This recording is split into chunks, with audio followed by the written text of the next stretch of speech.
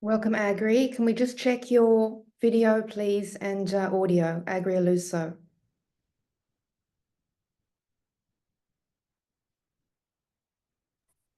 Hello, can you hear me? Yes, if you could just drop your camera down a little so we can see you. Is that better? No, it's got to come. We can't, your face is cut off.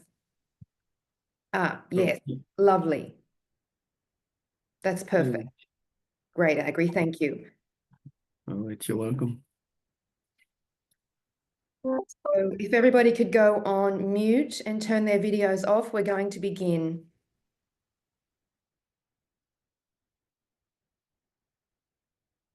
Terrific. Well, welcome all to the launch of the Lancet Global Health Commission on Medical Oxygen Security.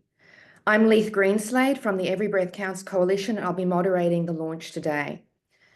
So 2.5 years in the making, launched following the unforgettable tragedy of the COVID-19 oxygen shortages, and delivered 5 years before the sunset of the Sustainable Development Goals, with the world at heightened risk of another respiratory pandemic. Today, you will hear some world firsts, the first estimates of the size of the medical oxygen access gaps and who is bearing the burden, the costs of filling those gaps and the risks of not doing so, and much, much more. You'll hear from each of the institutions that hosted the commission: ICDDRB in Bangladesh, Makerere University, Uganda, the University of Melbourne and the Murdoch Children's Research Institute in Australia, Karolinska Institute in Sweden, and Every Breath Counts based here in the US, and of course, from the Lancet Global Health. We're also honoured today to have 2 patient and caregiver testimonials from the many taken by the Commission. These testimonies from Blessy Kumar and Agri Aluso form part of the historical record of the pandemic and of a problem that had always been there, killing quietly: lack of access to medical oxygen. There'll be plenty of time for discussion with you, and don't hesitate to drop reactions and comments into the chat throughout the conversation. We'll pick them up when we get to that section. Please keep your cameras off and remain mute unless you are speaking. And as you can see, we are recording this and it will be posted widely. We're going to kick off our session today with Zoe Mullen, the Editor-in-Chief of the Lancet Global Health, and without whose leadership and support, this commission would not have been possible. Over to you, Zoe. Thank you so much, Leith. It's an absolute joy to be at this point today. So I really want to welcome everyone again to this official launch of this Lancet Global Health Commission on Medical Oxygen Security. I am really excited to be at this point today because this has been a body of work that's been in the pipeline for, as Leith says, 2.5, almost 3 years, and has been an enormous labour of love for the commissioners involved, some of whom you'll be hearing from shortly. So it was Leith actually who has really been driving us all forward with this project from the beginning with immense passion. So I do want to thank her for bringing this critical issue of access to medical oxygen to my attention and to the journal's attention, and to really get us to this point today. So as she said, we all know it was the COVID pandemic that put up a sort of magnifying glass to the reality that not all patients who need medical oxygen receive it, and that the situation is far more serious in low and middle income countries. But there was a lot we still didn't know. What's the size of this oxygen gap, and in what regions and at what point in health systems is the problem most pronounced? How much oxygen does a health system need? How much will it cost to close this gap? How can we learn from success cases? And how can we monitor progress and hold different stakeholders to account? So these are some of the sizable knowledge gaps the Commission set out to address and that you'll hear about very shortly. With that, I'm going to stop talking there because, in fact, you're all here to find out what the Commission revealed. So I want to just say thank you and welcome to everyone again. And please do get actively involved in this issue. Ask us your questions, keep following up. We want to keep this a live issue until the next pandemic makes us think about it again. And we hope we're not in the same situation as we were before. So thank you very much. I'll leave it there. Leith, back over to you. Great, Zoe. Thank you for that. Now we're going to hear from two commissioners. We had 18 commissioners who oversaw the commission, but these two are particularly special because their institutions anchored the work of the commission. And the first, Professor Shams Arifin from ICDDRB in Bangladesh, an institution should be known to all of us. ICDDRB was very important that we had a focus in Asia, given what had happened with lack of medical oxygen across Asia. So we're going to hear from Shams first, and then we're going to go to Africa, Professor Freddie Sanguba from Makerere University in Uganda. Again, the Makerere University team were a huge driving force in this commission. So let's hear first from Commissioner Arifin. Thank you, Leith. I hope you can hear me. Good morning, good afternoon, good evening. On behalf of ICDDRB, the full name is International Center for Diarrheal Disease Research Bangladesh, a bit of a mouthful. It's a pleasure, a real pleasure to welcome you all for this virtual launch of the Lancet Global Health Commission on Medical Oxygen Security. As Leith just mentioned, the commission is co-chaired by ICDDRB along with Makerere University in Uganda and the University of Melbourne Murdoch Children's Research Institute in Australia. I personally feel very proud that ICDDRB has been part of this work of this commission for over 2 years now, since its launch in September 2022. There is no denying that the world's experience with making oxygen available or failing to do so to critical COVID patients provided a strong impetus for initiating the commission. I think we all will agree that medical oxygen is a life-saving treatment, which has been in clinical use for over 150 years. Patients of all ages for many critical conditions need oxygen. However, we have also come to take this very essential component of critical patient care for granted. If it was not for the COVID-19 pandemic, we would not have been made so acutely aware that making oxygen available for those in need really requires a functioning system as complex as the rest of the health system. I still remember the images of family members hauling oxygen cylinders for their loved ones on the back of motorcycles. It's very difficult to forget those images. The report of the commission will show that with the right plans and investments, that such a situation need not be repeated again. We can be better, we can do better. Today, you will be presented with a summary of the Commission's report with the methods used, the key findings. While we should have some time for Q&A, I hope this engagement with you all will continue, and that together we are able to achieve real change to ensure that every patient in need of oxygen anywhere in the world, both in high-income, low-income settings, receives the oxygen that they need. I'll end with a few words about ICDDRB. We were established in 1960 as the Collar Research Laboratory. It's been quite a while. We are a premier public health research institute in the South, very multidisciplinary with over 5,000 staff of different nationalities. For the commission, ICDDRB was particularly responsible for estimating the needs for oxygen, led by my colleague, Dr. Ahmed Ehsan Rahman. I hope you'll enjoy the presentations, the discussion study in today's launch. I do want to end by thanking Leith for being a wonderful and very strict chaperone for in the entire process. Thank you, Leith, and thank you all for joining.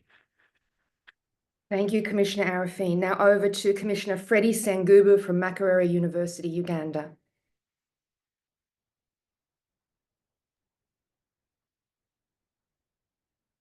Thank you, Liz. And ladies and gentlemen, good morning, good afternoon, good evening, wherever you may be. Today is one of those days that give me a lot of joy because of what this work has produced and provided for us to try and change the situation. As colleagues have said, it has really been a big effort to try and capitalize the evidence that is essential to try and change the situation as we all remember it.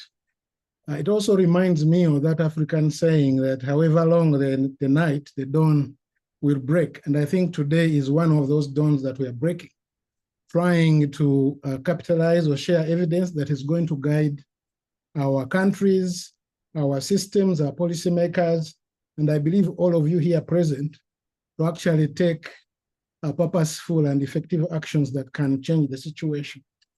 Back in 2022, following the epidemic that we all witnessed, an idea was born, partly to try and see how to learn the lessons and be able to improve. It's also clear to all of us that the pandemic illustrated the insecurity that all countries face in terms of how oxygen therapy is organized for everyday care for our people, but also for situations where, like pandemics, where there is a surge in need. So countries rich and poor showed market stress, and there was a dignity of human life was brought to a dark abyss.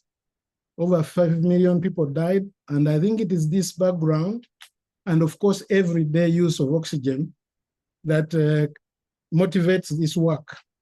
And today I want to welcome you all party to play additional role, to give this report the legs, the visibility, but importantly, the impact in calling upon all the actors in the system, governments, private sector, funders, academia, civil society, to all play their roles to see that the findings that you're going to hear and you read in the report can actually make a difference in everyday life.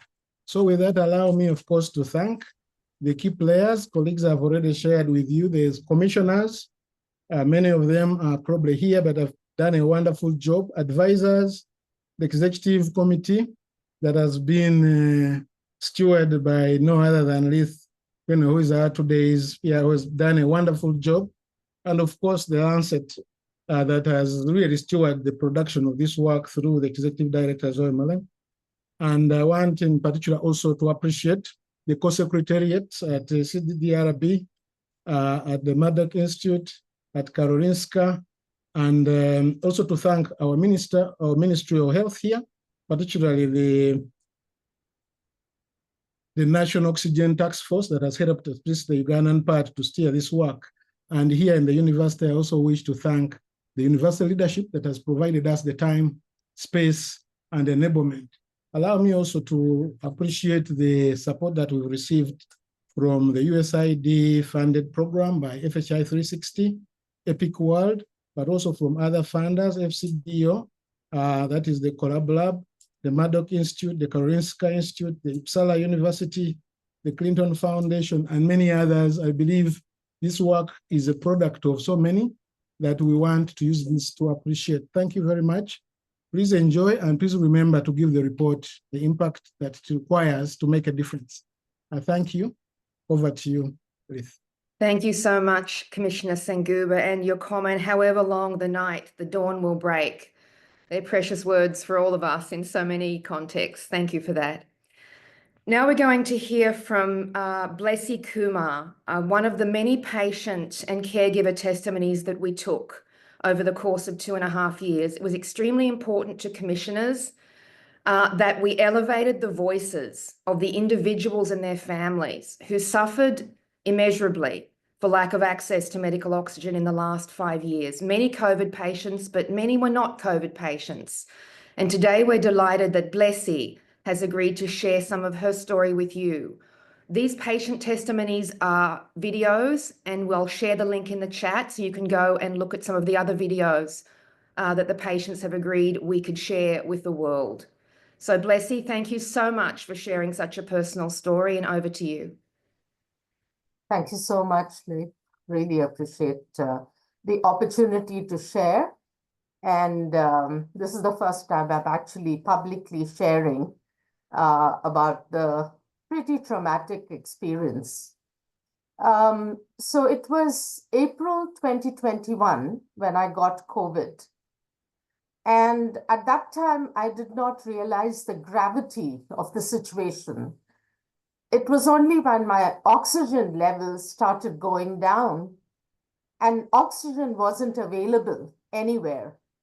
I'm based in Delhi, in India, and Delhi was completely out of oxygen. Everybody was running from pillar to post in desperation, trying to get oxygen for their family members, their loved ones. The hospitals were overflowing. The healthcare workers were overburdened. And it was quite a desperate situation. My colleagues and friends who were doctors said to me, don't come to the hospital, because if you come, we're not sure if you will go back alive. They said they would try and manage me at home, because to add to the problem of COVID, we also had a breakout of mucormycosis, which is black fungus. So that's what happened. I stayed at home and was managed. We were in partial lockdown still. So my family was taking care of me, my husband and my daughter, and they were running around to get oxygen because breathing was getting more and more difficult. And of course, we got scammed by many people who online said they had oxygen and they would supply. If we pay, what they were asking for was 10 to 15 times more, but we were willing to pay that. But they wanted the money upfront, and later we realized that it was actually scams that were going around. We did lose some money as well. So in our residential enclave, we have a WhatsApp group of 200 plus families, and we were in communication almost on a daily basis. And one of the residents had an oxygen concentrator, and they were willing to lend it to us for my use for 24 hours, but only 24 hours, because people were in fear. In case they needed it and they had lent it to someone and didn't get it back, they would be in real serious trouble. So they lent it, and I managed to sleep that night with the oxygen concentrator. And then the next day, they sent someone to ask for the concentrator back. And I kept pleading with my husband saying, could I have just another hour on the concentrator, because I'm finding it difficult to breathe. But we had to give it back, and we did give it back. And later on, my husband said, that was one of the most difficult things he's ever done in his life, to detach the tube of the concentrator from me and hand it back. So the mental trauma of that experience remains. Finally, we did manage to get a concentrator, a small one, paying almost 10 times more, but it was there, and I used it for 5 days and survived. Sadly, many did not have that opportunity. Many passed away. COVID really left me much lesser a person than who I was and who I was meant to be. And we can never say it will never happen to me. COVID left me with terrible long COVID, anxiety, compromised lungs, and brain fog, which are realities that one lives on with and battles on a daily basis. So even writing this for this commission brought up so many emotions of having to live through that again, having blocked it from my mind. But it's good to share, because we can never, ever be complacent. We need to be prepared and have the systems in place so that lives are not lost unnecessarily for lack of medical oxygen. If we just had access, so many lives could have been saved. And those who have the mandate for protecting the health of people need to ensure that there is availability and access to medical oxygen when it is needed. Thank you very much. I appreciate the opportunity. Lacey, we thank you very much. And I've shared a link in the chat to the short videos where people can go and see and hear more of your story and others. And the patients and caregivers also came together to produce a spotlight brief, which is also part of the Commission package. Later on the call, we'll go through all the elements of the Commission package. It's rich with documents, including these patient and caregiver testimonies. So thank you so much for sharing that very personal story with us. Now we're going to pivot to the main presentation, the information, the data, the new estimates that you've all been waiting for. The Commission is the work of a large group of authors, but these wonderful two, Dr. Karina King and Dr. Hamish Graham, have really taken on the lion's share of the drafting, which you can imagine is an enormous, enormous undertaking. So it's with special delight that we have Dr. Karina and Dr. Hamish taking you all through an enormous body of material, highlighting for you the main data points that we hope you'll all help us take action on. Karina King, Karolinska Institute, Sweden. Thank you so much, Leith. And yeah, I just want to say it's such a huge pleasure for myself and Hamish to present the key findings on behalf of all the commissioners, advisors, and everyone who shared their story with us like Blessy. I think it's such an honor to be able to present the data today. So I just want to start by affirming oxygen as an essential medicine. It is life-saving, as we heard, life-sustaining and life-enhancing. Throughout the Commission, we also define oxygen as an essential service required for treatment of a wide range of patients at all levels of healthcare. And finally, very clearly define medical oxygen as a system in itself, with this approach needed to effectively provide oxygen to those who need it safely and appropriately. We're going to present the findings in 3 key sections today. Hamish will take you through the oxygen need, coverage, and cost, and then I will take you through the solutions to try and make sure that we can cover the gaps in oxygen coverage. On the slides throughout, you'll see where to refer to in the main report and appendices for the related content and the methods used to generate the findings. So over to Hamish for the first set. Thanks, Karina. So let's start with global oxygen need. Who needs oxygen? We know that the global need for medical oxygen is high, and I really want to thank Blessy for just starting us off with the human face, and I hope we can hold the human face in all these big numbers and big concepts that we're going through today. We used global burden of disease data from 2021 to estimate the number of people who need oxygen each year. And we found that 374 million people need oxygen. These are newborns, children, and adults. And then they need a minimum of 1.2 billion cubic meters of medical oxygen annually. Now, the vast majority of these people, 82% in fact, live in low-income and lower middle-income countries. You can see the geographical spread of these, with particularly large numbers of people who need medical oxygen in South Asia, in East Asia Pacific regions, and in Sub-Saharan Africa. And you'll see these are also the areas with the lowest access to medical oxygen. Now, we actually know quite a lot about who these people are. For example, we know there's around 25 million people who are struggling to breathe with pneumonia, bronchiolitis, respiratory infections, another 17 million with trauma, over 5 million newborns, particularly those with born preterm or with sepsis.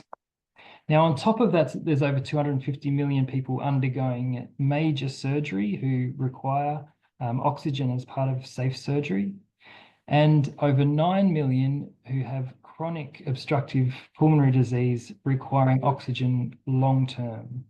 So you can see that this is a need. Oxygen is needed by people of all ages, across many different conditions, but all with a common need for oxygen, without which there's real risk of health compromise or even death. Now, by looking back through historical global burden of disease data, we were also just able to see how oxygen need has changed over time. Now, you'll see in the graph to the left, this is looking at need for acute medical and surgical conditions. It's gone up modestly, around 9% over the past 15 years.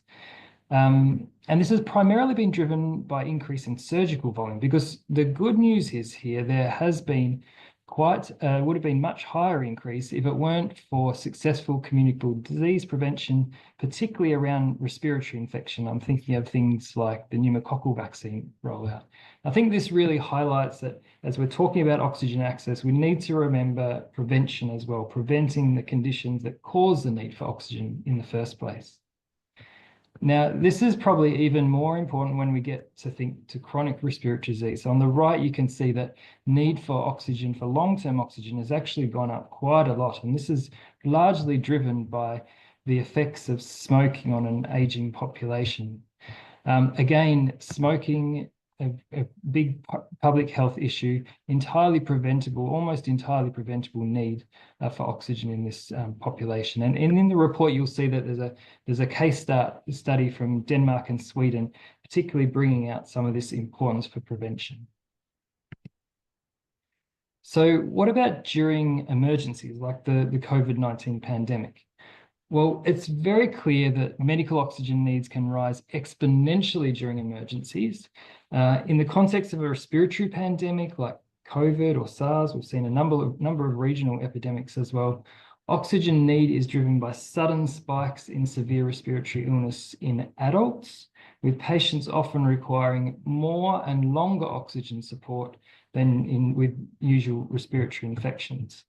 And for COVID, we were able to quantify this. In 2021, there was an additional 52 million people with COVID needing oxygen. So around 100 million people a year needing oxygen for various other medical conditions, a 50% increase in 2021 just because of COVID. Now, there's also COVID needs and disruption to COVID services with many other humanitarian emergencies. So whether it's conflict-related destruction of health facilities and oxygen infrastructure causing issues with oxygen access, or whether there's restricted access such as natural disasters or in difficult-to-reach humanitarian settings. So important in all sorts of pandemic response and general humanitarian disasters. So if that's who needs oxygen, who is actually getting it? Using data on oxygen availability and usage, we could triangulate that against the need data to find that less than 1 in 3 people who need oxygen currently get it in low and middle income countries globally. So to put this in context, we track very closely treatment coverage for conditions like TB and HIV. And you can see there it's about a 75% coverage for TB at the moment, about 77% coverage for HIV. So for oxygen, 30% coverage is terribly, terribly low. We also know some of the reasons behind this coverage gap. When we look at medical conditions that need oxygen, people who need oxygen for medical conditions, there's gaps all along this, what we call the coverage cascade. There's a certain proportion of people who just don't make it to a facility in the first place. Then there's those who make it to a facility, but the facility just doesn't have oxygen.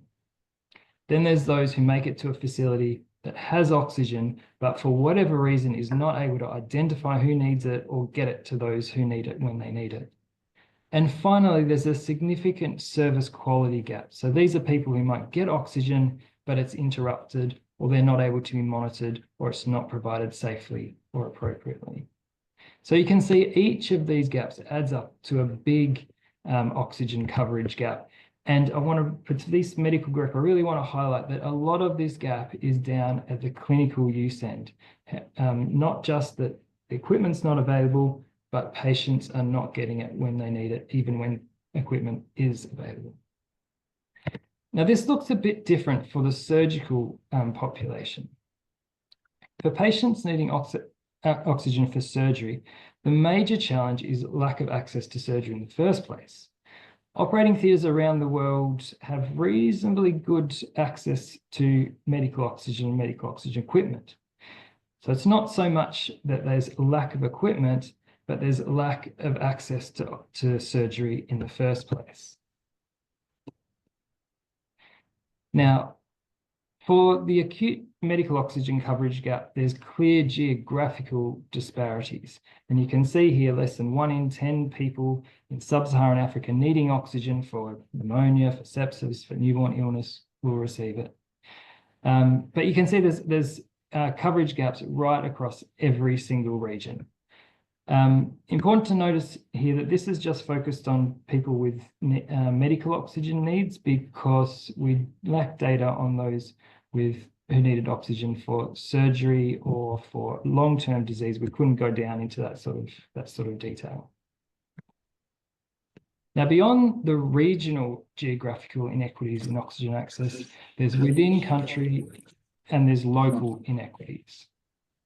So first, there's inequities when we look at the level of health facility, with lower level health facilities having much poorer availability of both pulse oximeters and oxygen. That's what this graph here is showing.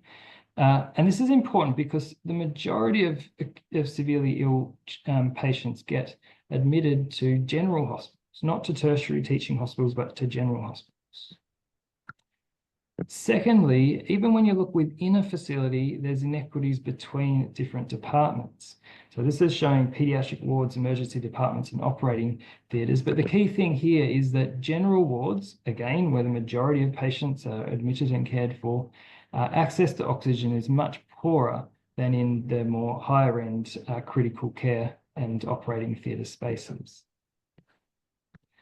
Thirdly, there's inequities between urban and rural areas.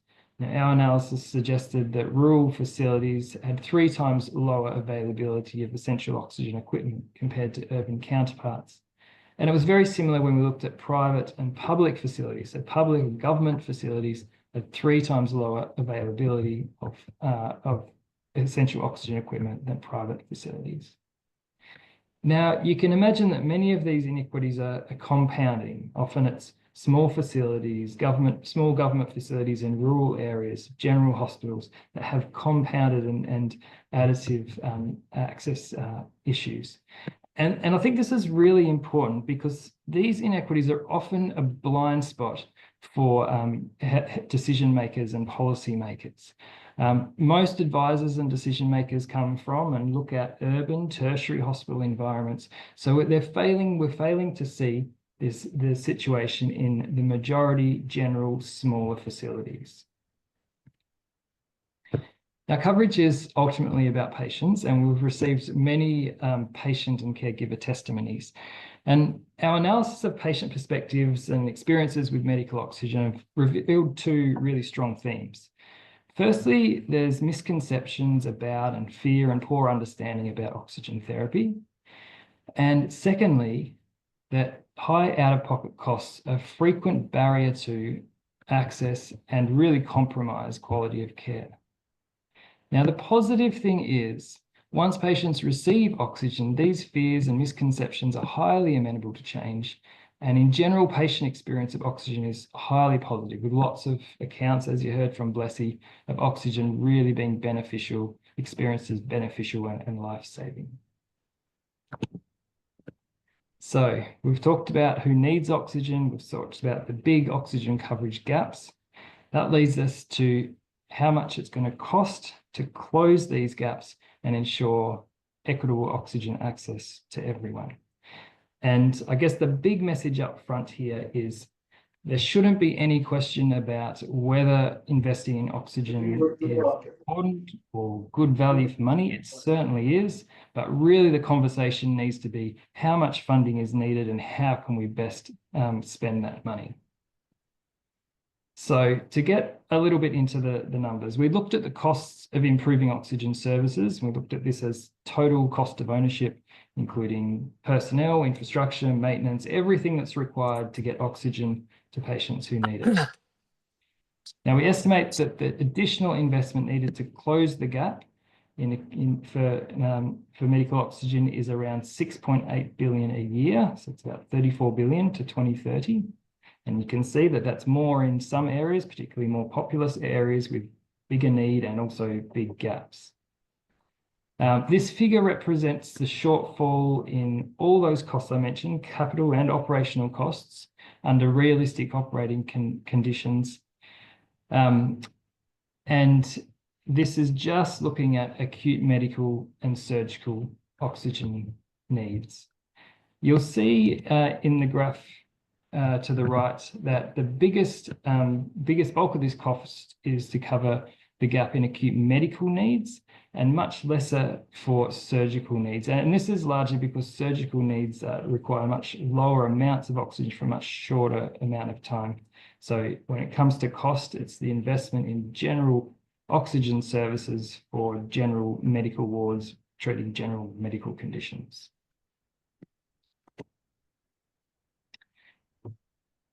So, quick note on humanitarian emergencies. With the huge extra need during COVID, there was around a 6.8 billion gap needed to meet that additional need. And when we look at for long-term oxygen need, it is magnitude higher again. And this is, although it's a relatively small number of people, these are people who need oxygen for many hours every day, and it really, really adds up.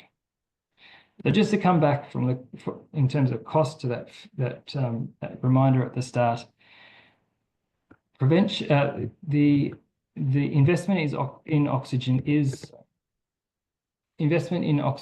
is very cost effective. When we look at the cost effectiveness data that we have, largely from children with pneumonia, it matches up very well against other interventions that are considered highly cost effective, such as routine immunization.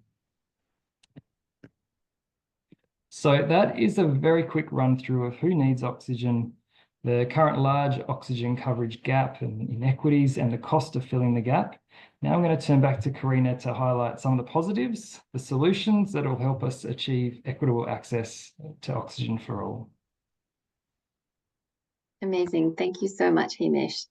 So in this section, I'm going to walk us through the key findings of how we think we can effectively address these gaps and ensure that investments lead to sustainable improvement in health. And I think this quote really highlights this shouldn't be happening again. We need to plan. So first, let me just reiterate that to frame this section, to achieve universal access to oxygen, we require a systems approach. And so if we look at the bottom of the slide here, this is the first step of that system, where on the left, this is the journey that a patient will take with pulse oximetry linking to a referral system with trained and capacitated healthcare workers. Whereas on the right, we can see that this is the journey from oxygen production to patient. And each of the steps in this require support from biomedical engineering expertise. Above that, to ensure that this complex system functions reliably, requires effective planning, coordination, and management that allows for an effective supply chain and the data needed to reliably organize different national and subnational actors. Beyond the national level, we've seen that failures in oxygen supply, quality control, and system inefficiencies are linked to how the global oxygen market functions and challenges and issues within regulations, standards, and financing. And so this requires global action and coordination to reach agreed goals and targets. Therefore, when we think about solutions, we really need to consider how technological innovations, workforce capacity, market dynamics, and political systems intersect, and consider each solution as one piece of a much bigger puzzle. So we conceptualize the solutions under 5 broad themes, which cover linking patients to care, building resilient supply systems, coordinated management, strengthening regulations and markets, and finally ensuring that we have tools and data for monitoring impact. So let's start with the first one. We're really starting here from the patient. So we want to very firmly state that in the Commission, oxygen saturation is a vital sign. And therefore, the key to ensuring that patients are identified with hypoxemia or the need for oxygen and that they reach definitive care is pulse oximetry, enabling healthcare workers to accurately identify someone who needs oxygen. Currently, pulse oximetry and oxygen are missing from many key clinical guidelines in nursing and medical curriculum. and training activities during COVID-19 were narrowly targeted at COVID-19 treatment facilities and staff working there, missing opportunities to integrate pulse oximetry into routine triage, assessment, and treatment practices. So we're really calling on the integration of pulse oximetry and oxygen into all relevant clinical guidelines beyond just pneumonia and COVID. So thinking obstetrics, newborn care, TB, HIV, malaria, critical care, and the integration of oxygen and pulse oximetry into nursing and medical curriculum, both pre-service and in-service training, and that this training should be evidence-based, incorporating mentorship and supervision. The next point is that implementing pulse oximetry within primary care is feasible, but recent studies across multiple countries have shown mixed uptake and impact. We therefore want to emphasize the need to recognize hypoxemia as a danger sign, and that pulse oximetry implementation needs to be supported with effective referral systems and the ability to act when hypoxemia is detected.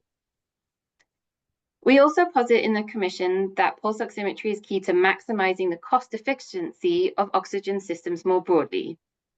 Evidence for this comes from the Lancet work. This was a whole health system economic model developed for Malawi.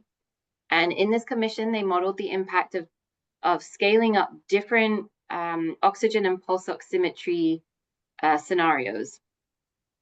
And they found that increasing oxygen production does increase benefits, but at quite a steep cost, while increasing pulse oximetry reach, i.e. moving out of those tertiary and secondary hospitals where we already have relatively good coverage in urban tertiary settings, down to smaller inpatient facilities and primary care, increases the benefit at a much more moderate increase in cost.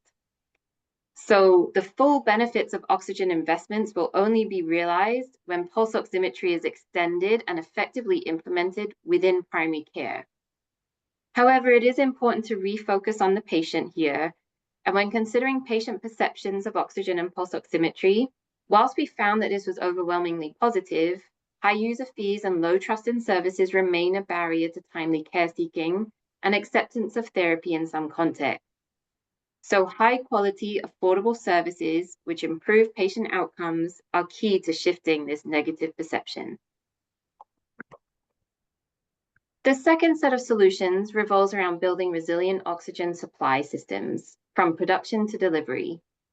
There is no ideal or one-size-fits-all solutions. Rather, oxygen supplies must fit the context. Many of the testimonies we heard related to technology that was purchased at great cost and was not appropriate or adequately supported. Our synthesis of information found that in most cases, the right setup for oxygen supply uses a mix. That means oxygen cylinders with concentrators, or in larger facilities, combining these with liquid oxygen tanks or PSA plants. Critically, there must be capacity for increasing supply rapidly during periods of high need and a quick switch to backup sources in case primary sources fail. One of the most critical factors in making this decision on the right mix is power.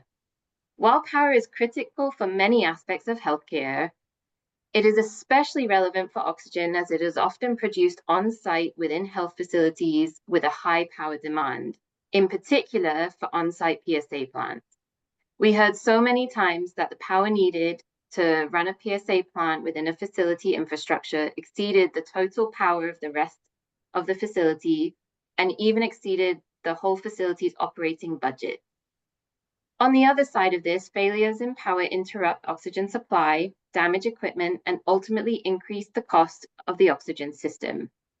Therefore, the local energy environment needs to be planned for, including things like surge and voltage protections and equipment. We've seen lots of promising examples of solarizing oxygen systems, which we very much welcome, but we do want to emphasize that solarization should consider the wider needs of a facility and not just oxygen. This then links to the next point around the importance of planning for the total cost of ownership, not simply considering the cost to procure equipment. From looking at various different sources, we found that around 80% of the total cost of ownership for an oxygen plant, such as a PSA plant, was operational costs, namely electricity, labor, and maintenance. For cylinder-based systems, the operational cost is around 90%, driven by refill and distribution costs, which will be much higher in further away, harder to reach rural settings, where distribution can often cost more than the oxygen itself. Concentrator-based systems generally have higher capital costs, but really depends on how they're going to be powered. If you think about the inclusion of solarization or not. And for pulse oximeters, cheap purchase costs can be deceiving and mask higher long-term costs as they break frequently, have a short lifespan, and need to be replaced. So it's critical that operation costs are planned for at the point of procurement, but not after the fact when the burden has often already been shifted onto a facility manager.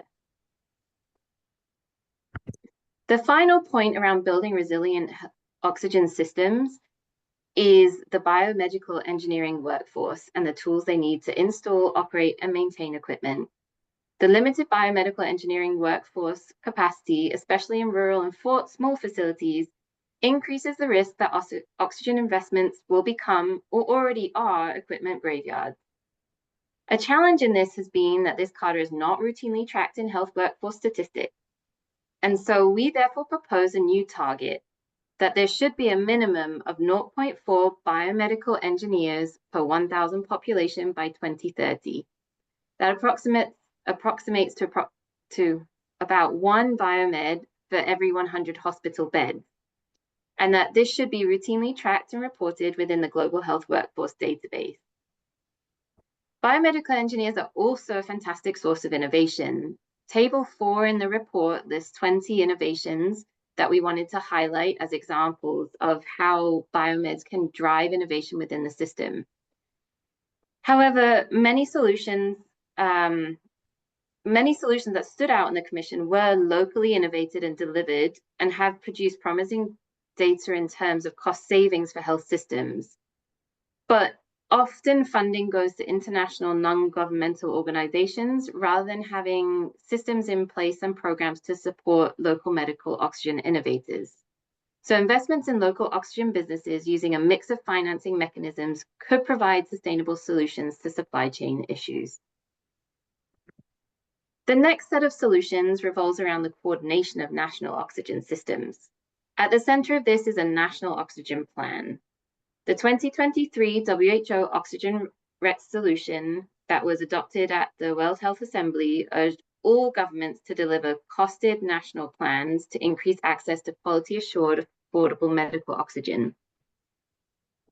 Currently, only 14% of member states have such a plan, and in May 2024, the WHO convened a meeting in Senegal with 63 ministries of health in attendance to co-create a plan template, which was released last week. Of interest, during this meeting, participants opted to add an assessment of the environmental impact of oxygen systems, echoing themes throughout the Commission about the importance of energy and green technologies. National oxygen systems require coordination across multiple ministries, other agencies, industry, non-state partners, and donors.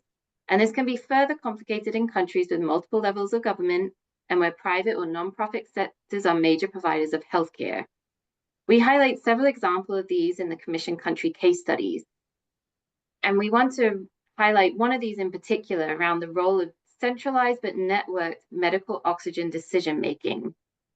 The example of oxygen desks is an approach developed in Nigeria, and it's an example of how to assign responsibility for oversight of the oxygen system without the need to establish a new vertical program.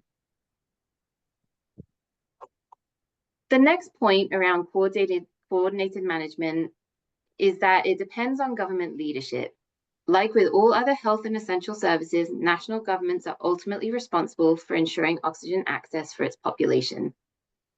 However, many governments will require external support, and global donors must do better to align funding with local needs, gaps, and capacity to implement. During COVID-19, there was unprecedented investments in oxygen equipment by global health donors, reported to be around $1 billion. 400 million of this was tracked, and we analyzed how this was spent. And most of it, 117 million, went on ventilators, followed by PSA plants. Less than 1% was spent on training, operational support, and power solutions combined.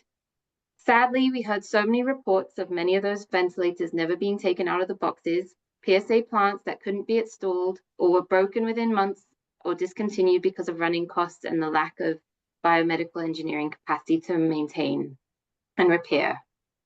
The spending was also not well aligned to pre-existing coverage gaps or COVID-19 oxygen need. We can see here that East Asia and Pacific and South Asia regions received much less funding compared to Sub-Saharan Africa based on those metrics. The fourth area for solutions is around regulations and markets. We want to emphasize very clearly that the medical oxygen industry, like the pharmaceutical industry, is an important and critical player in global public health. Currently, equitable access to liquid oxygen is hindered by monopolization of oxygen supplies by a few multinational companies and their subsidiaries. With industrial companies as their main clients, the healthcare sector can suffer. There have been positive examples of supporting new market entrants and initiatives that we really want to praise of working with this industry, but there is a need to ensure that there are open tenders that promote price transparency and that these are backed up by fair competition laws in order to promote competition in this space. One way that governments can improve competition between liquid oxygen and PSA or VSA plant companies is by ensuring that their national definition of medical oxygen includes both 99% oxygen, so that produced by liquid oxygen, and 93% oxygen, so that is produced by PSA and VSA plants. This would reflect the definition in the 11th edition of the WHO's International Pharmacopoeia, which was updated in 2022 to address this specific problem. We're concerned that the belief that 99% oxygen is the only safe form of medical oxygen remains pervasive, and we very strongly reiterate the safety of both types of oxygen for patients. The Peruvian case study from the Commission gives a very stark example of how laws and policies that don't openly include both led to restrictive market practices and ultimately undoubtedly contributed to Peru's high COVID-19 mortality. This brings us to the products and services that medical oxygen companies provide. Many are developed and sold with high income settings in mind, and this makes products unaffordable, inaccessible, or inappropriate for many contexts. This has most been discussed, and I can see it coming up in the chat, around pulse oximeters and the concerns that they have differential inaccuracies by skin tones. We note that the FDA changed their guidance and has put this out for consultation in January 2025 in order to try and have increased representation across skin tones in pulse oximeter testing. We also want to highlight two other areas for attention. One was around interoperability of cylinder connections, and really taking the example from the European Commission's universal charges to show that collective action can achieve, that collective action can shift the needle on these sorts of issues. For oxygen specifically, this could prevent lock-ins where facilities are tied to a single provider, and reduce issues in procuring multiple spare parts across multiple different types of manufacturers. The last one is also around ensuring that regulations and standards are fit for purpose for low and middle income countries. And that means that decision-making bodies need to be more representative. This is the example of the ISO Committee for Respiratory Equipment. And at the moment, South Africa is the only African country that's acting as a participating member. To address this, national standards bodies need to be strengthened, and the ISO should be aiming for a minimum of 50% representation from LMIC members. The final solution is around data, and data-informed action is essential for effective and sustainable progress. Currently, indicators for measuring medical oxygen service coverage are inadequate, relying too heavily on equipment availability and inadequately assessing patient-level access. In response, we've developed 10 core oxygen coverage indicators for monitoring oxygen service coverage and at national and subnational levels, and the Access to Medical Oxygen Scorecard, or ATMOS, which aims to track and report progress in implementing the WHO resolution. The ATMOS scorecard has 19 items, which are matched to the 20 items in the WHO resolution. It's a self-assessment tool for ministries of health to identify weaknesses and strengths in their oxygen system and monitor their progress over time. It was developed and tested with national ministries of health and is already being championed by the WHO. While ATMOS is not reliant on having data to fill it in, it does call for improved M&E and links directly to oxygen coverage indicators. The oxygen coverage indicators, which you can see in the middle, consist of 10 core indicators for national and subnational use that aim to capture data on oxygen service accessibility, service readiness, quality of care, and affordability. These 10 were chosen on the basis of importance and feasibility, most being able to be derived from existing or adapted data collection tools or resources. A number of countries have formally been integrating these into their national health information systems, and we provide a nice example from Uganda and Rwanda in the report. These 10 core indicators come with 2 sets of more comprehensive indicators for assessing facility readiness and assessing the quality of oxygen care delivered to patients. And now the final thing you're going to hear from me is around research. So research into oxygen-related topics has increased substantially in recent years, including studies on facility readiness, clinical use, models of service provision, and pulse oximetry implementation. But to foster further research and close remaining evidence gaps, we've produced a non-exhaustive list of 20 priorities that you can find in panel 17 in the report. We also want to make 4 general recommendations to ensure that these research priorities come to life. First, that health economics, implementation science, and health systems research needs to be supported. These are critical to closing these evidence gaps. Second is that given many priority research questions rely on complex multidisciplinary systems, collaborative research with governments and implementers through equitable partnerships is essential. Third, research efforts should focus on the most pervasive challenges and the populations facing greatest disadvantage, including rural and humanitarian emergency contexts. And finally, that the core oxygen indicators should be integrated into research agendas and studies. In the coming years, we expect academic and research institutions, global health agencies, and research donors to collaborate to ensure that these research gaps are closed and that the findings are used to shape policies and programs to close medical oxygen coverage gaps. And with that, I hand you back over to Hamish.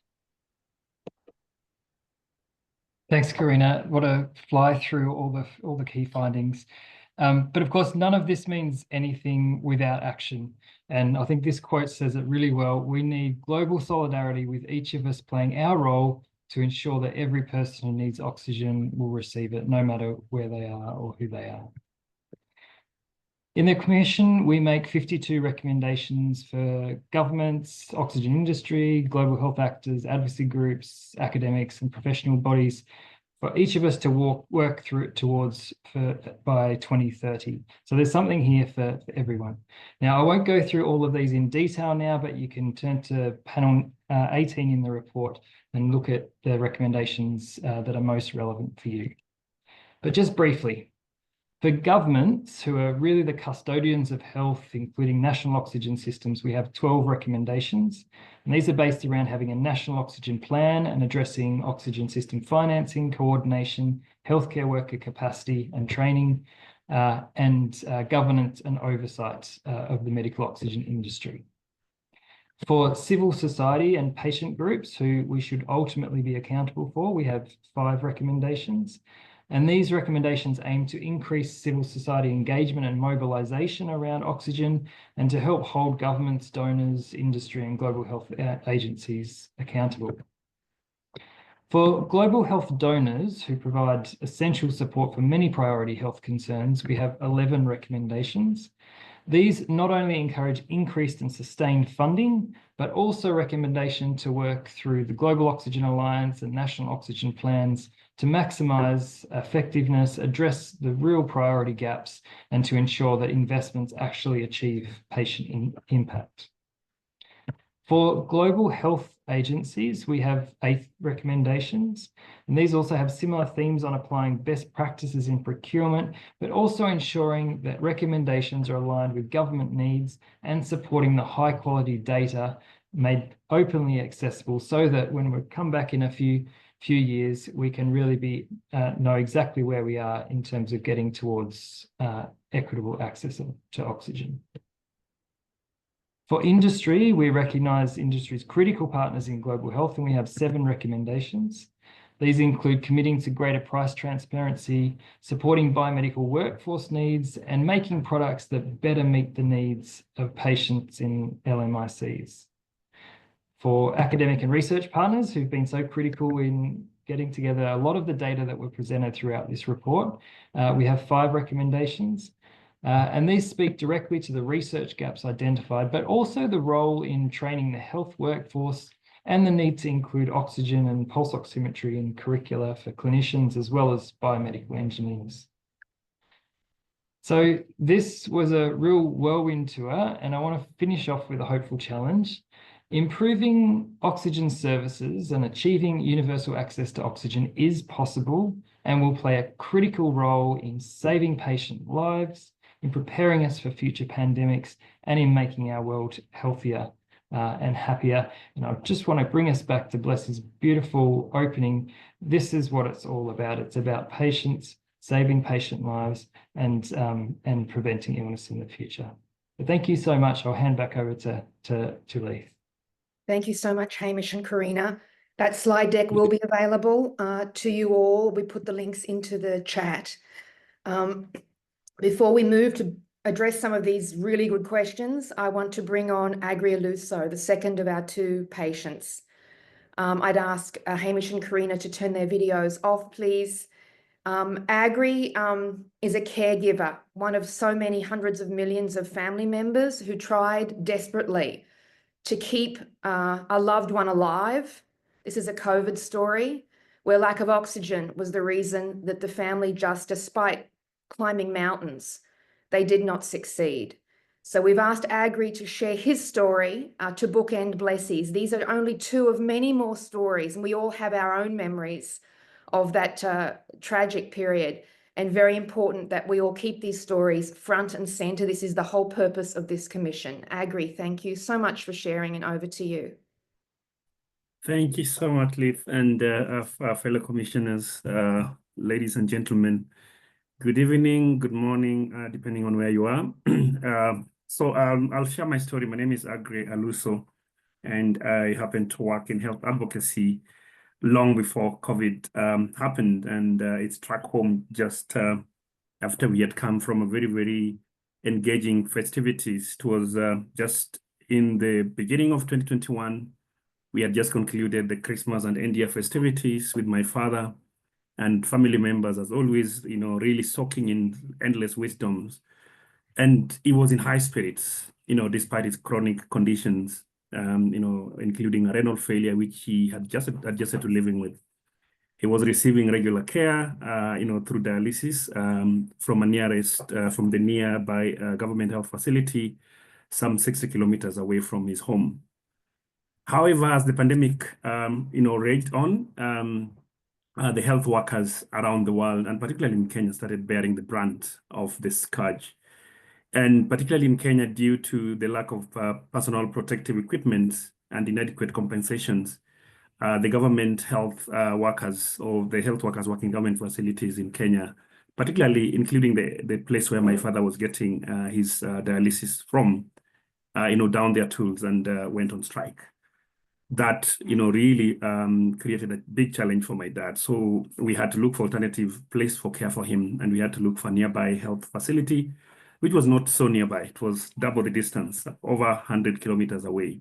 And he had to take 2-3 public transport vehicles across different towns to reach his destination. But he was okay. He had adjusted to that longer distance as he waited for things to be resolved. And, just one day, one eventful day, after he had come from his dialysis sessions, he started coughing a little bit. And my mom thought it's just one of the coughs that usually come, when sometimes he had challenges with his levels of uric acid, sometimes he coughed. And so she just gave him some concoctions that he usually used to help him, get by, and hopefully he would get better.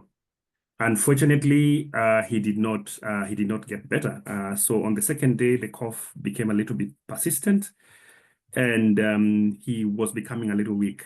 So my mom called me very early in the morning of 2nd January 2021.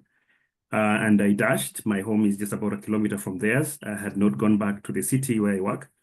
And when I went, I found my dad, a bit weak and breathing heavily. I thought I needed to see a doctor. So I put him in my car and we drove some 15 kilometers to a nearby center where there is a Catholic-run mission center. That time, most government hospitals were not working.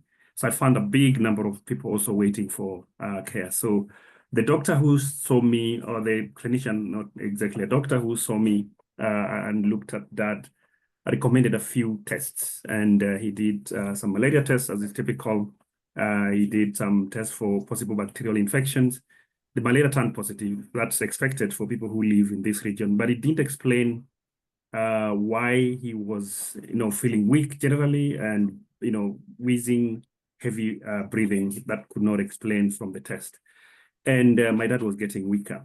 So I thought I should push the doctor, the clinician, a little bit more. I asked him, do you have an oximeter so that we could check what could be the problem? My dad seemed to be having a bit laborious breathing and he's weak. So probably we need to know his oxygen level. They didn't have an oximeter. And that's a very busy health facility in the middle of a pandemic. We had to make a quick decision, not the earliest one. We had wasted, let me say so, because we didn't get the proper care. More than 6 hours waiting. So we had to start off again. It was now getting late in the evening.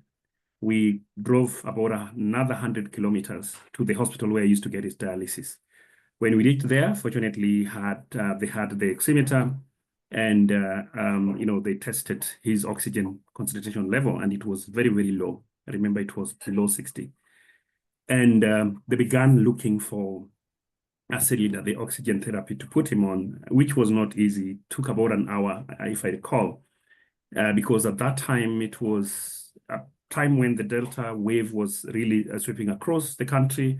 The government health facilities the few that were working overwhelmed. Most of them were not working because health workers were on strike.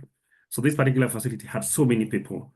Fortunately, on that day, they managed to get a cylinder of oxygen cylinder. They put him on that cylinder and he started getting better. By the time I left him towards midnight that day, he was better than much better than he had been. When I came back the following day, I found him a very, very robust and energetic person. He was in high spirits. And we spent the whole day with him, and he was thinking about his plans, what he was going to do when he gets out of hospital. And I was also planning now to go back to my work. When I went back home, I left my brother to watch over him for the night as he was getting observed. Around 1 a.m. that night, I get a call from my brother, and I had left my phone on because I knew that there was possibility of such calls. And I thought he just wanted to give me an update. He sounded very distraught, and he informed me my dad had been restless again, plucking tubes from his mouth and, breathing again heavily. I had read a little bit since I realized that my dad had oxygen deficiency about that. So I sensed that could be mean that he had low oxygen. So I asked him to call the nurse, which he did. And the nurse tried to call other folks in the hospital. And they realized the oxygen actually had been depleted. And they struggled to get another cylinder started. They looked everywhere within the hospital. All the cylinders were in use because the surge in the cases of people who needed oxygen had just doubled the previous night. All the oxygen cylinders were under use. It was a difficult decision. They even contemplated having to get others so that they of other people of oxygen so that they could put him on those, but those were not any better, and they couldn't do that. They tried calling other hospitals. I was on phone with them for the entire time as they frantically tried to look here and there. I was trying to give ideas. I tried calling anybody I knew. In a space of about 45 minutes between that time when I got the first call and these struggles, my brother called me back and said my dad had rested. His body could not sustain the lack of oxygen. And therefore, as I looked at the scenarios, of what could have happened, what really could have happened, I was very convinced something could have happened differently. If the facilities were nearer, probably we would not have had to go all the way to the many long distance places. Or if St. Vincent Hospital, where he had gone earlier, had an oximeter, would have made a quicker decision that would have probably saved his life. If the government was responsive enough to meet the demands of health workers and really be more responsive and assess the extremity of the COVID situation, my dad would have had, his services closer to where he was used to. He would not have had to go to that heavily populated facility, probably where he picked his infection from. If only the systems worked and oxygen need were projected around the time when we had a respiratory pandemic, we probably would have had enough supply. If only those could be done, if only the systems worked, a lot of lives could have been saved, including my dad's. Thank you. Thank you so much, Agri. And you can see a lot of clips of Agri's original testimony on the YouTube channel that I put into the chat earlier. This is a story we heard over and over again. Just when the patient lost access to oxygen, sometimes a cylinder ran out, there was no replacement. That's when so many lives were lost. And we wanted to make sure the report not only told those stories, but acknowledged the heroic efforts of family members who really had to join forces. Brothers, sisters, mothers, aunts, uncles, nephews, to try and keep their loved ones alive. Thank you so much, Agri. In the time remaining, we're going to pick up some of your questions, and then we'll do our closing with another of our beloved commissioners, Jackie Olua. But many of you have put questions in the chat. So what I'm going to do is pick up some of the issues that are really pertinent and call on Hamish and Karina to respond to some of those. I want to go straight to Hyacinth's question. Do we recommend a minimum number of pulse oximeters or oxygen per bed or per facility? Hamish, did you want to take that one? Yeah, sure. Yeah, thanks. Great question. You'll find some of this in the supplemental material, but we've come up with a checklist. I didn't include this in the presentation, but a checklist around what makes a facility oxygen service ready. And part of that has different numbers of oxygen and pulse oximeters depending on the acuity of their ward. So, for example, an intensive care unit or a neonatal intensive care unit would expect to have much more pulse oximeters and oxygen points per patient per bed than, say, a general ward, which might be able to do with less pulse oximeters and oxygen points per bed. But yes, we do put specific numbers on that in both the service readiness checklist and also when you see the data service readiness assessment, it goes through that in quite a lot of detail as well. Terrific, thank you. And here's one for Karina from Habtamu. This issue of pulse oximetry in primary healthcare, I know it's something you've done a lot of work on, Karina, but does the Commission recommend pulse oximetry as routine screening tool in all levels of primary healthcare? And can you comment a little bit on the recent WHO childhood pneumonia guidelines, which I don't think went as far as the Commission would have liked? Yeah, so maybe I'll start from there. Yeah, I'm sure many on the call will be aware that the WHO published their recommendations for the IMCI, so the Integrated Management of Childhood Illness Guidelines for children under the age of 5. And before, it has been a footnote in the respiratory assessment around if you have a pulse oximeter available, refer a child that has an oxygen saturation of less than 90%. And that recommendation has stayed the same, but they have included an assessment of respiratory distress in settings where pulse oximetry is not available using that as a proxy for hypoxemia. I think in the Commission, we had quite strong feelings that pulse oximetry should be made available at primary care. But we are very aware that different contexts and different studies have faced different challenges in how to operationalize that. And we don't make a definitive recommendation on which patient should have their oxygen saturation measured in which scenario, but rather that there needs to be these guiding principles that hypoxemia is a danger sign. It needs to be met with an action, whether that is a low oxygen saturation means that you reassess for danger signs, whether you observe within the facility before referral or whether you immediately refer. And we try to highlight that oxygen saturation should be used as one piece of information in that risk assessment, not the only piece of information. And so I think really one of the research areas that we're trying to make sure can be addressed in that research agenda is about how to operationalize pulse oximetry within primary care so that it is most efficient and cost effective for that context. Yeah. Terrific. Thank you, Karina. Back to Hamish, a question from Leah. Do you look at access to pulse oximetry and oxygen, separating out the NICU from the pediatric wards? Yes, the data that I showed in the slide, that was just looking at pediatric wards, but we actually have that same data for quite a few other wards, including neonatal wards separately. And you'll find in general, neonatal wards have better availability of pulse oximeters and oxygen than the general pediatric wards. And patients in the neonatal wards are more likely to get oxygen if they need it. But yes, all the data is in the appendixes. Thank you. I think we've answered the question on racial bias in pulse oximetry, ASL's question. So please go to the report and you can read that section. But Karina, back to you. Samuel has made some really important points about energy use.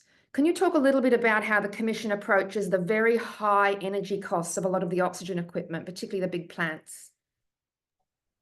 Yeah, and I have to say this, for me, my main takeaway from this was energy. I think it came through so many times.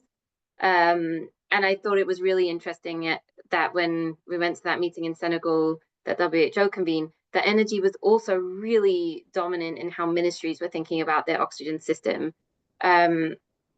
So one thing we are recommending is that the investment in oxygen systems that come in now need to move away from just procurement of equipment and really be focusing on the operational costs of operationalizing that equipment that has already been purchased and that isn't running and isn't functional because the energy costs are too high. So that's a key recommendation that we're putting out there. And I think that's really targeted at global donors when we think about what you're funding, mechanisms to fund operational costs. And then the other is just really trying to embrace technology innovation around energy efficient oxygen systems and green solutions. And we're seeing a lot of innovation in this area. And so really we recommend that manufacturers and industry have a responsibility to play on this as well. But yeah, we're really trying to move away from it being a facility manager's responsibility to figure out how to power an oxygen plant that they hadn't planned for. Thanks, Karina. Back to Hamish. We've had a couple of questions on operational costs and spare parts. And you presented the big 6.8 billion per annum cost estimate, 34 billion over the 5 years that the Commission is reporting. Can you talk a little bit about how the Commission looked at capital costs, all the equipment that a lot of it has already been procured for COVID, but these ongoing operational costs that don't seem to be covered in many countries? Yeah, sure. So we pulled together all the data we could find on different models of oxygen supply and service. And it obviously varies significantly from country to country and region to region, but we ended up coming with a per litre cost of oxygen. And this was set up to include all the upfront costs, all the running costs, all the consumables, all the human personnel payment costs, everything that's required to get oxygen to a patient who needs it. So that's how we came up with the overall figure and broke it down by what was capital costs and what was operational costs. And I think a huge finding for many of us was just it's operational costs that are the bulk of costs. Yet when we see where the investments went through COVID and in other places, it was overwhelmingly the upfront equipment costs. And so I think the reality is for many of the recipients of those generous donations during COVID, it came with like maybe a 4 or 5 times bigger commitment to fund all the rest of those operational costs, of which power is one of them, one of the major ones. Thanks, Hamish. And Jerry Douglas has a good comment in the chat that academia needs to care about energy. Jerry, you might want to connect with Samuel Miles from the UBerkeley Research Lab that's looking exactly at this in DRC. There are some groups working on this, and we're trying to sort of bring them all together and put some wind in their sails. Karina, a question for you. Immaculata asked about the fear of oxygen, patient and caregiver fears, and I know you've looked deeply into this.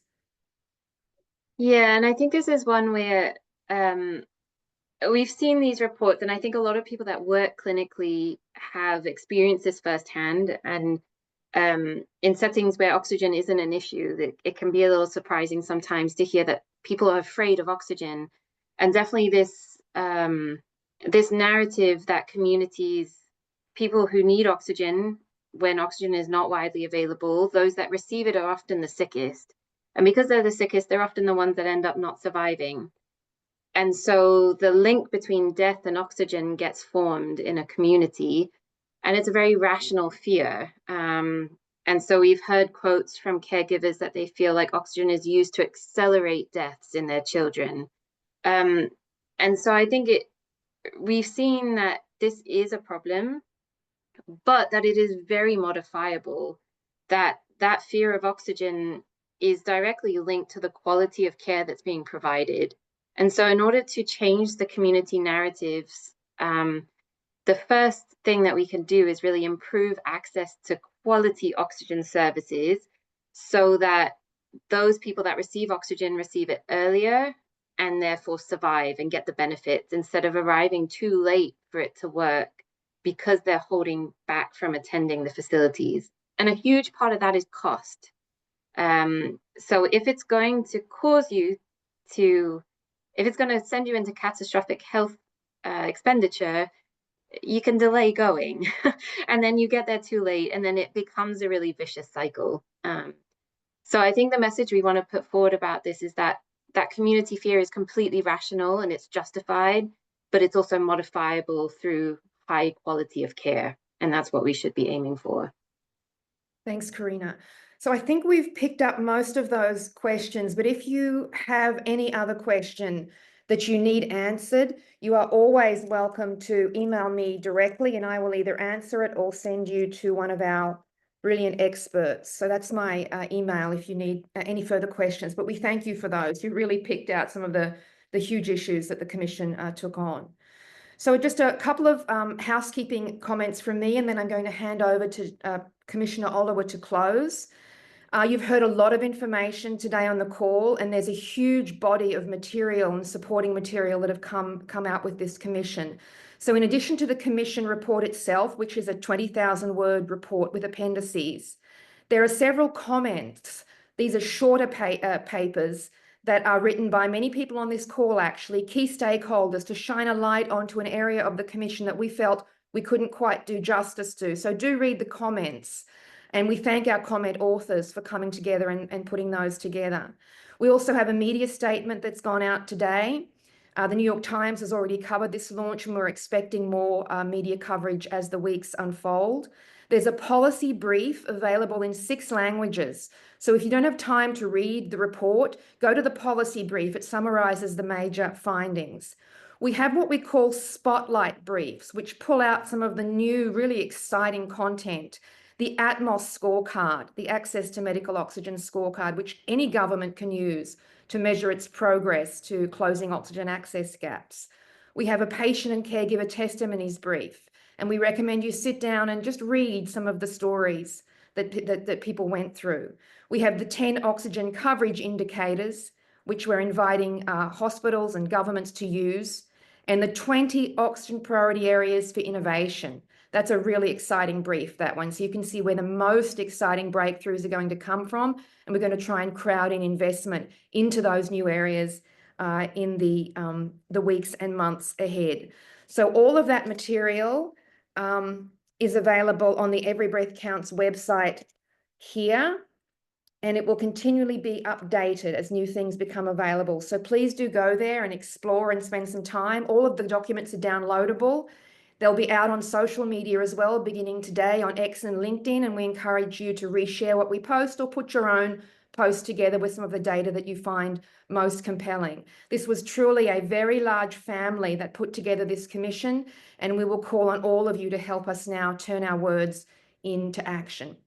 So our the final word today goes to Commissioner Jackie Oliwa, who many of you will know. Jackie's from Kenya. She's a health system strengthening expert. She's a pediatrician, but she's much more than that. She's been a terrific advocate for health system reform broadly, and she's also taken oxygen under her wing. So we thought most appropriate that the last person you get to hear from is Commissioner Oliwa. I want to thank all our speakers today and all of the huge effort that's gone into making this commission the rich body of information and data that it is, but that we now need to take action on to transform oxygen access for everyone, everywhere. Commissioner Oliwa, over to you. Thank you, Lee. And I think I just wanted to share, I became an advocate because COVID affected me as it affected everyone else. And we lost loved ones. So all this work is to honor the memory of those we lost, but also as a healthcare worker, having to ration oxygen where the resources are limited and watching patients endlessly die. So we are here to launch the Commission's report and reaffirm our collective commitment to ensuring that medical oxygen, an essential life-saving intervention, is available to every patient who needs it, wherever they may be. And we never see the repeat of what happened during the pandemic. And outside the pandemic, I think we can see rapidly shifting health challenges as we enter the final 5 years of the Sustainable Development Goals era. We have the global burden of non-communicable diseases rising, and this is exacerbated by poor diet, smoking, and aging population. At the same time, climate change is driving a surge in infectious diseases. We're having an increase in air pollution-related illnesses and deaths from extreme heat. Meanwhile, economic aftershocks of the COVID-19 pandemic and rising debt burdens, they constrain national health budgets in lower resource settings, and competing domestic priorities are reducing donor financing, as seen from the recent aid cuts that are affecting a lot of us. At current rates of progress, none of the health SDGs will be achieved by 2030. And this stark reality calls for transformative action. The experience of many countries during the pandemic has ignited a movement for a complete reorientation of global health, culminating in the Lusaka agenda. And this calls for a shift from fragmented, disease-specific initiatives to a focus on resilient, integrated health systems. It urges us to put equity and health justice at the center of everything we do. And as the world looks beyond 2030, the movement towards sustainable planetary healthcare will demand that we protect human health and restore the planet's health. This commission embraces that vision, and we see medical oxygen as a global health exemplar. Indeed, oxygen needs cut across pediatrics, obstetrics, surgery. All patients need oxygen.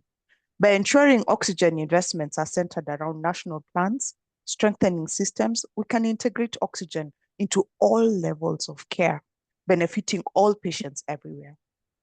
By embracing energy efficient and oxygen conserving technologies, we can contribute to planetary health by reducing carbon emissions.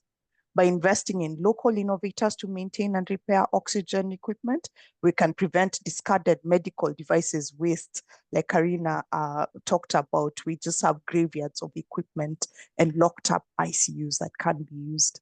We can reduce financial, human, and environmental costs. We can advance health equity in tangible, lasting ways by addressing the social injustices that underpin poor oxygen access. To realize this vision, we've translated the report into recommendations. There are 52 of them, and Hamish alluded to them, but I'd like to highlight a few. To governments, we call on you to develop and implement costed national medical oxygen plans that integrate oxygen into routine health services and emergency preparedness. National budgets need to reflect this. It needs to become a priority. We need dedicated budget lines for oxygen systems, including capital and operational costs. To the oxygen industry, we urge you to commit to greater price transparency. We need to ensure affordability and competition that benefits patients. The patients need to be put first before profit. Investing in innovative, cost-effective solutions, especially those suited for low resource settings, would be critical in closing the access gap. People should not undergo catastrophic spending for oxygen. To global health agencies, medical oxygen must be fully integrated into global clinical guidelines, essential medicine lists, and training materials. It's actually unacceptable that this is not already happening. We need stronger coordination of global oxygen-related activities to maximize impact and efficiency, ensuring that efforts are aligned rather than fragmented, as we saw during the pandemic. To global health donors, a lot is happening, but we still need substantial increase in investment in medical oxygen. We need to recognize its role in achieving SDG targets and strengthening pandemic preparedness. Support for national oxygen plans must be prioritized, focusing on long-term sustainability and workforce capacity. To civil society and patient advocates, we need you. Your role is in holding governments, industry, and global health agencies accountable. Tell your stories. We need to integrate oxygen advocacy into broader health campaigns and establish patient advocacy groups that will ensure the voices of those most affected are heard. And to academic and research institutions, to which many of us are a part, we need to scale up implementation science and health systems research so that we provide the evidence to drive oxygen-related policy and investment decisions. Embedding oxygen-related training into medical and biomedical engineering curricula will build a skilled workforce for sustainable oxygen systems. The way forward is clear. Medical oxygen must no longer be treated as an optional intervention or a commodity reserved for those with means, as we saw during the pandemic. It's a fundamental necessity. We all breathe in oxygen every second of our lives. It's a pillar of health systems that underpins the right to health to all. The time for action is now. Let this report serve both as a roadmap and a call to arms.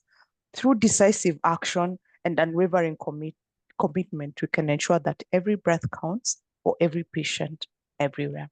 Thank you. Thank you, Jackie. Thank you, everyone. That ends our launch. The recording will be available later today.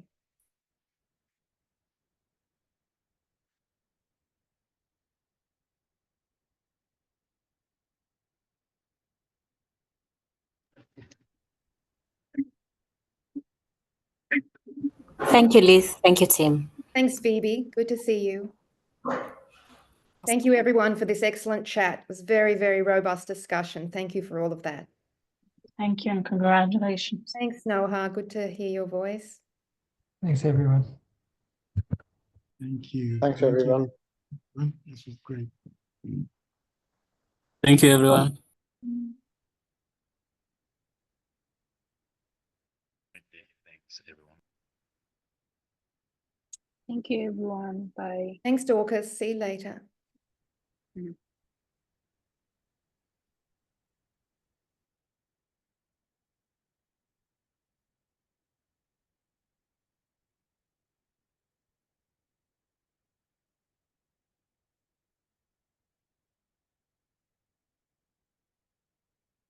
Thank you, Dinkane. Thanks for your question.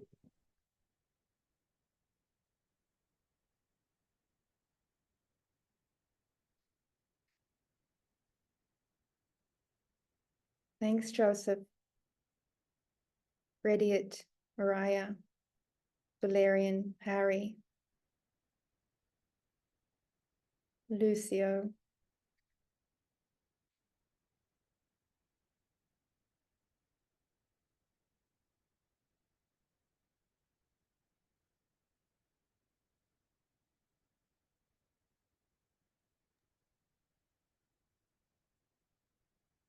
Thanks also to my colleague Fred Kitutu, I think he has done wonderfully supporting us here. Thank you. It certainly has. Thanks, Professor.